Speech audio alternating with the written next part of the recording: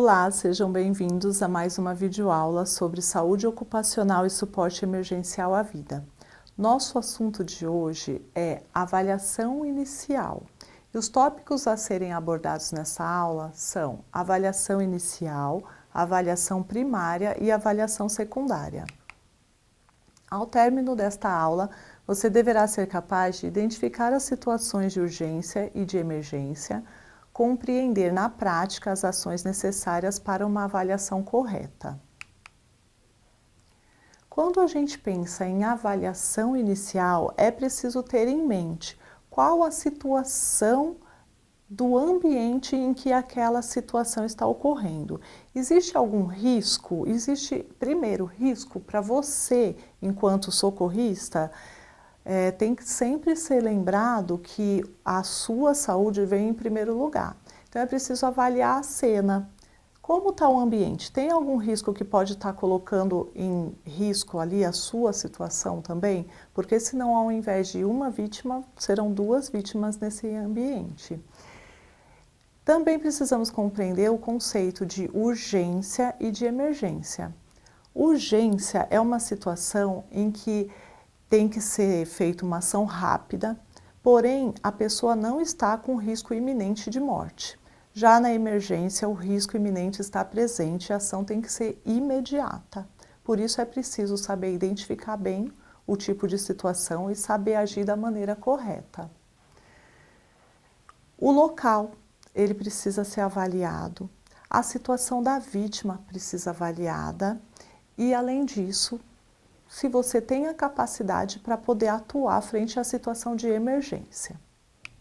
Como eu já falei, a questão principal ali é a sua própria segurança. Então, além da cena estar segura para você atuar, é importante que você utilize os equipamentos de proteção para essa situação, como luvas, máscara, se for o caso de uma possível respiração artificial, não haja frente a uma exposição de um risco biológico, por exemplo, sem o devido equipamento. A sequência para o atendimento de uma situação de emergência leva em consideração uma sequência alfabética, em que a ordem foi mudada recentemente, né? Antes era conhecido como o ABCD da vida, e desde então a gente prioriza a letra C, que seria relacionada à parte da circulação. Se uma vítima está numa situação em que ela não tem circulação de sangue, esse deve ser o foco principal de atuação de um socorrista. Então, como ficou essa sequência, né? C de circulação, A, vias aéreas, B, respiração, D, um diagnóstico mais amplo, que a gente vai ver a seguir, e o E, que é a parte de examinar a vítima e o contexto geral que a situação ocorreu.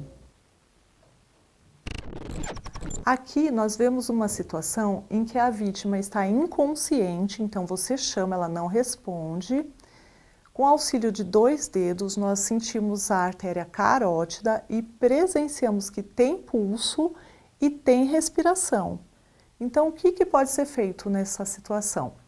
Nós facilitamos a passagem da via aérea e ainda verificamos se tem algum objeto que pode estar obstruindo ou complicando a respiração e fazendo essa pessoa estar nessa situação de inconsciência, porém com batimentos cardíacos e com respiração presente. Para essa situação, é preciso fazer então uma avaliação mais ampla do que levou aquela vítima a uma situação de inconsciência. Então a gente usa mesmo essa palavra ampla para a gente lembrar da sequência correta de fazer a análise secundária, a avaliação secundária da situação de risco. Então nós temos aí a palavra ampla, então é preciso pesquisar. Existe algum tipo de alergia? Essa pessoa teve acesso a alguma substância em que era alérgica? Ela toma algum ou faz algum uso de medicamento e foi feito esse medicamento, ou esse medicamento está disponível ali de fácil acesso para que seja administrado, né? Às vezes a pessoa tem problema cardíaco e já anda com um medicamento ali no bolso, um medicamento para fazer uso embaixo da língua. Então é preciso conhecer, saber, né, das pessoas que estão junto a elas, o acompanhante, para ver se identifica alguma situação ali relacionada a medicamento. Além disso, tem algum problema antecedente? Tem algum problema de saúde? Por exemplo, ela é uma pessoa cardíaca? É uma pessoa hipertensa? O L é para ser associado a líquidos, né? Foi ingerido algum tipo de líquido específico ou algum alimento, de repente ela fez uso de alguma substância tóxica que é importante ser levada em consideração para quando for atendida no ambiente hospitalar. E por último, observar o ambiente, o local. Às vezes ali tem a presença de alguma fiação elétrica, por exemplo, que pode indicar que essa pessoa tenha sofrido um choque elétrico, por exemplo. Então, com essa palavra ampla, nós conseguimos fazer então essa avaliação secundária que é tão importante na identificação aí de uma ocorrência, de uma situação de urgência ou de emergência.